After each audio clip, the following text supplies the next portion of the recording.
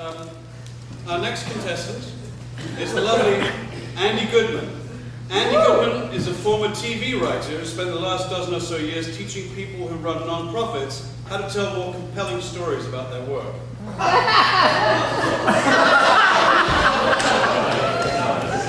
That's such a niche laugh. I think it's a laugh. Maybe a scream. Anyway, he's been a fan of Rent and Rave since he began attending these evenings about a year ago. And he's honored, I like that, he's honored to be making his debut appearance on this stage tonight. Ladies and gentlemen, Andy Goodman.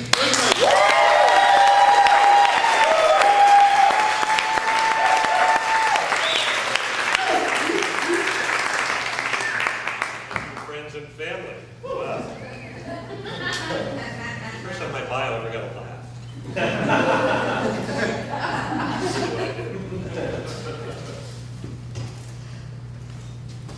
This is the earliest picture I have of my parents, Anita and Larry Goodman.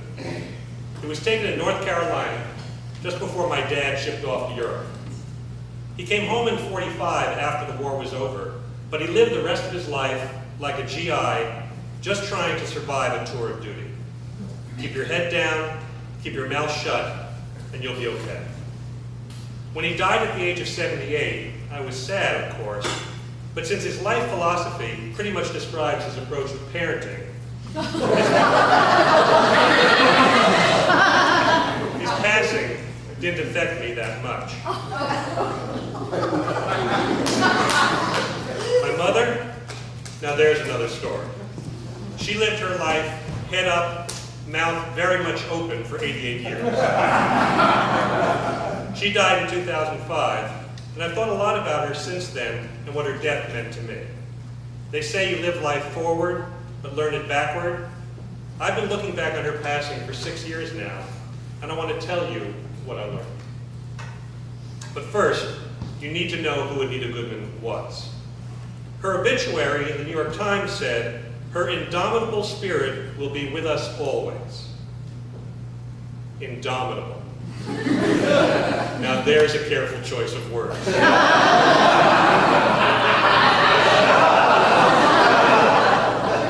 Let me give it to you straight. The woman was impossible.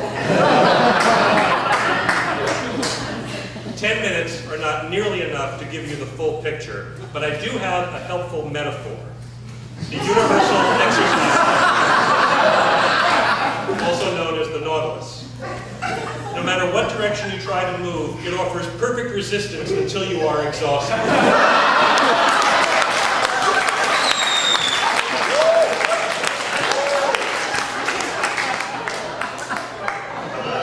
Meet my mother.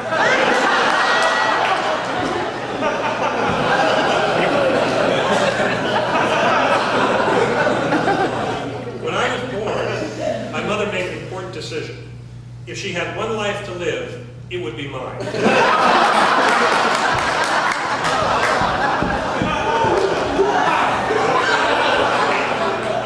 I could even read, she determined, in the great tradition of Jewish mothers everywhere, that I would be a doctor or a lawyer. This plan was refined when I turned 15. That year, I had a growth spurt where I shot up 7 or 8 inches seemingly overnight, and my mother was so convinced that something was wrong with me that she took me to the family doctor for a checkup. The doctor knew just by looking at me that I was fine, but to humor my mother, he ran some harmless tests, starting with a blood test. I literally passed out at the sight of my own blood, and from that day on, I was targeted for law school.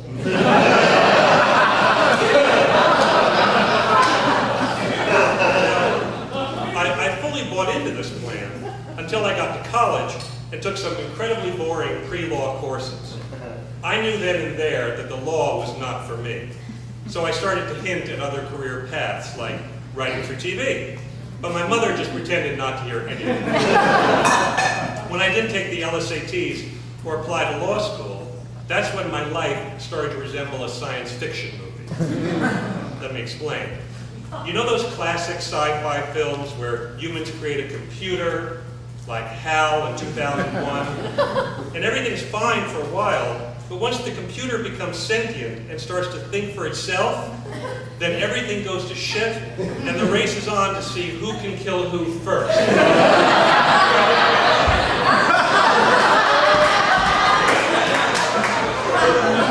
Through my 20s, this was essentially my relationship with my mother.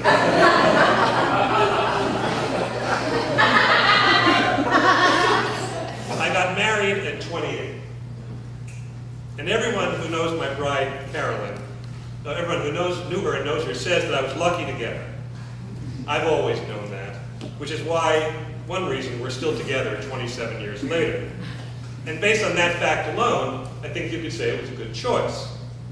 Well, this was apparent to everyone except my mother. She tried to talk me out of the marriage throughout the courtship and right up to and including the day of our wedding. Her main objection was that Carolyn wasn't Jewish. Now, I didn't tell her that for a Jewish boy like me, raised in White Plains, New York, this was part of Carolyn's catnip-like appeal. So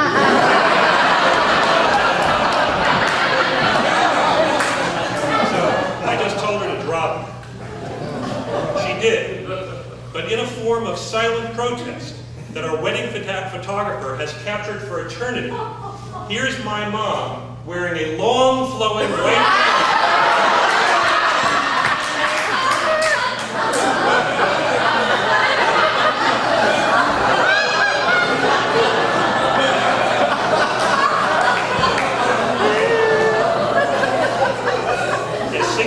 would say, yikes.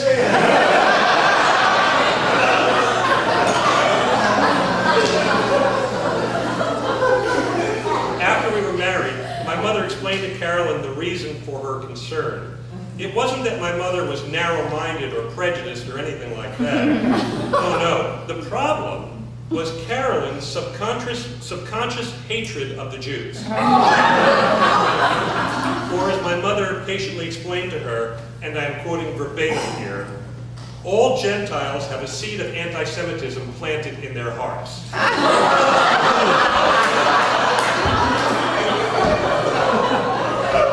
I'm telling you, watching her explain this to Carolyn, it was like watching George Wallace explain to Martin Luther King why Dr. King was actually the racist.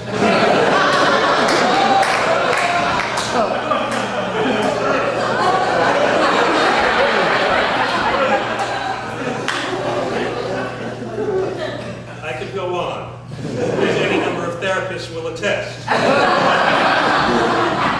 But the backstory would not be complete if I didn't tell you why she was this way.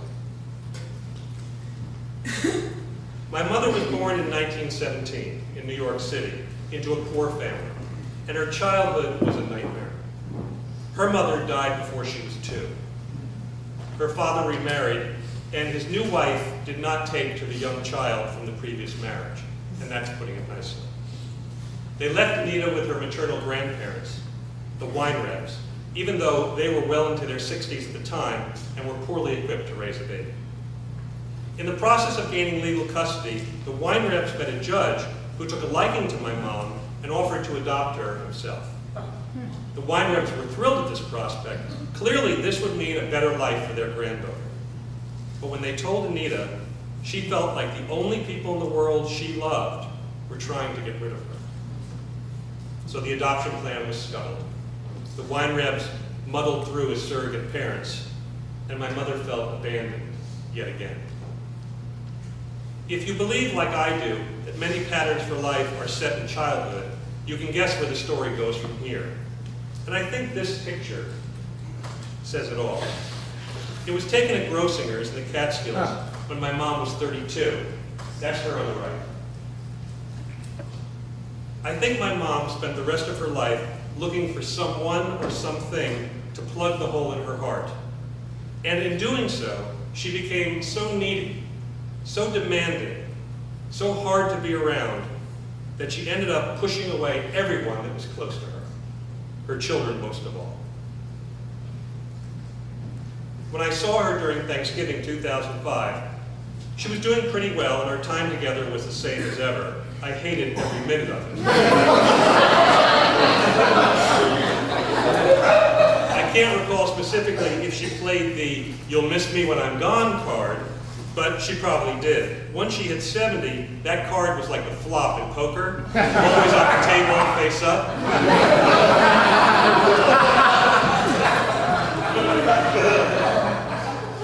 3 weeks after Thanksgiving, when I happened to be on the East Coast on business, I got a call from my sister Mary.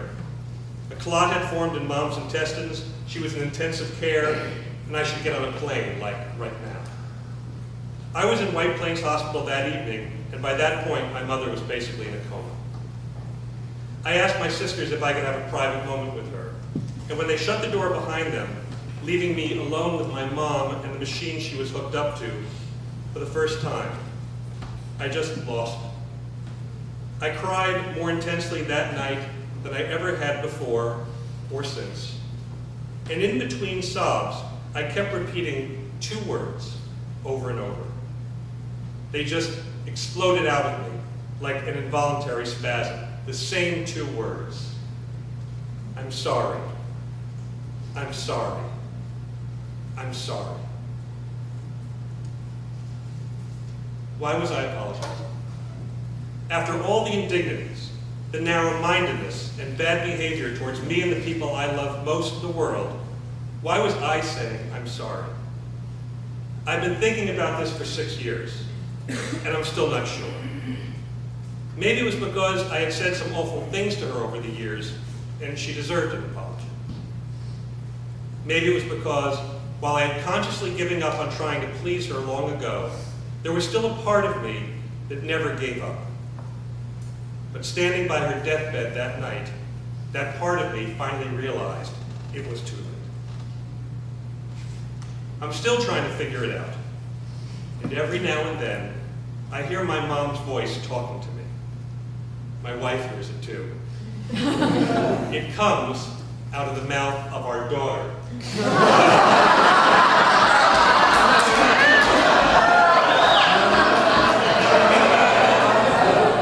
I remember one time, when she was no more than 3, my wife and I were driving down 3rd Street, and Olivia was in the back in her car seat. I don't recall what Carolyn and I were talking about, but I'll never forget this little voice interrupting from the back. Are you sure you know where you're going?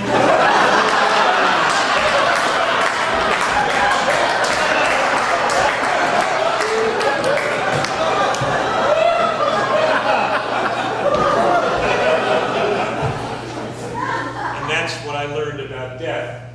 The curtain may close, but it's definitely not the end.